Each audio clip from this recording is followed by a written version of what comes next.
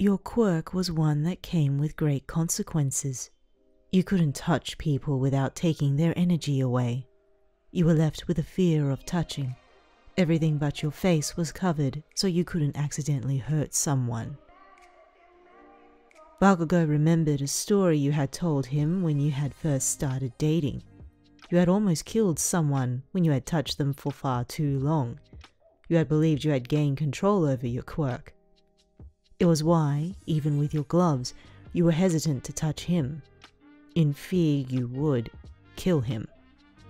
He noticed the way your eyes seemed to linger on the couples when the two of you were out, the way you looked longingly at how they could kiss each other, how they could hold hands with ease. So in hopes of easing your insecurities, he took your covered hand in his. It doesn't matter, he huffed, his eyes looking away from you as he spoke. One day you will be able to hold hands without your gloves getting in the way. And one day I'll kiss you without you having to worry. You just need to train. Thank you, you said as you squeezed his hand, smiling to yourself when you felt him squeeze back. Don't fucking worry.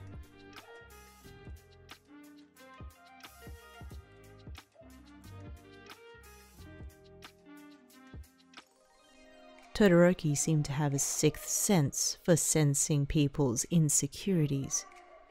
You thought this over as you felt the way his hand slipped into yours.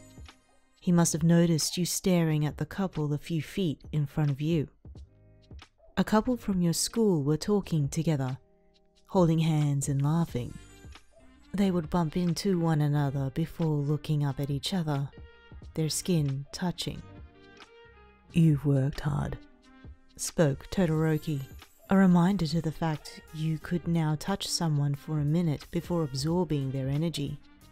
You were still working on being able to shut your quirk off completely, and only using it when you needed it. You're getting there. Yeah. You spoke, looking to the side away from the couple and the concerned gaze of Todoroki.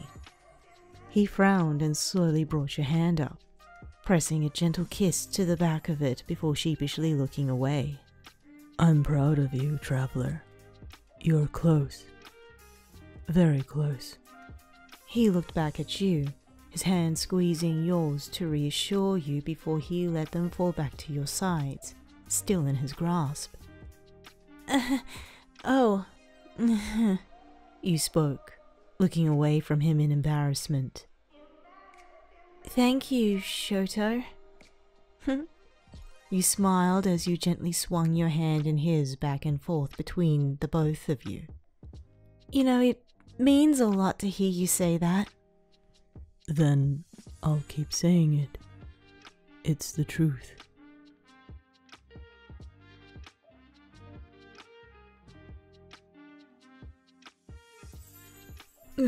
I'm sure you can hold my hand without the glove. I can just use my quirk. Kirishima grinned and you couldn't help but smile back. A certain sadness seemed to plague your usual cheery smile as you shook your head. As long as your skin touches, I'm afraid your quirk won't protect you from mine. You looked away as you pulled your glove back on. Kirishima frowned but said nothing else. He stayed quiet for a moment longer before calling out to you. Traveler? He called, leaning closer to you. You hummed, turning to face him, your eyes still focused on your glove as you struggled to button up the side. Yeah, Eiji. His lips found their way onto yours, his hand sliding to touch your side as he pulled you closer. It lasted for a little too long. He pulled away, smiling as he leaned against the desk behind you. Please don't look so sad. I may not be able to touch you for long periods of time yet, but I know someday I'll be able to. And I'll hold you for hours on end. He grinned, and your face felt a flush. Well, until that day, please be careful and mindful of your touching, you mumbled. You heard him laugh as he leaned further into the desk. Wow. Traveler, you make me feel dizzy. Eijirou!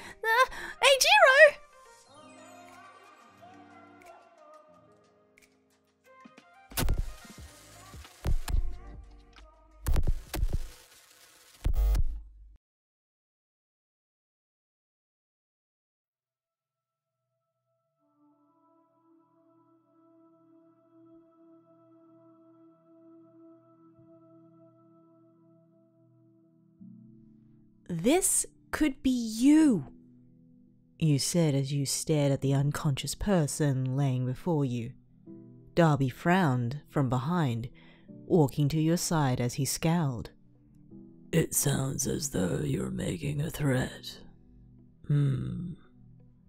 He hummed as he watched you pull your gloves over your exposed hand. Anyway, I don't care that I can't touch you. PDA is overrated. He tilted his head to the side. As long as I can spend time with you, I don't give a shit at what you can or can't do. Besides, now you don't have to touch these hands. He raised his hands, smiling as he turned on his heel. You frowned and quickly followed, stepping into pace with him as you slipped your hand into his. I like your hands, you confessed, your face flushed as you continued to walk forward. I think they're nice. Yeah, and I like you, he replied as he looked down at you.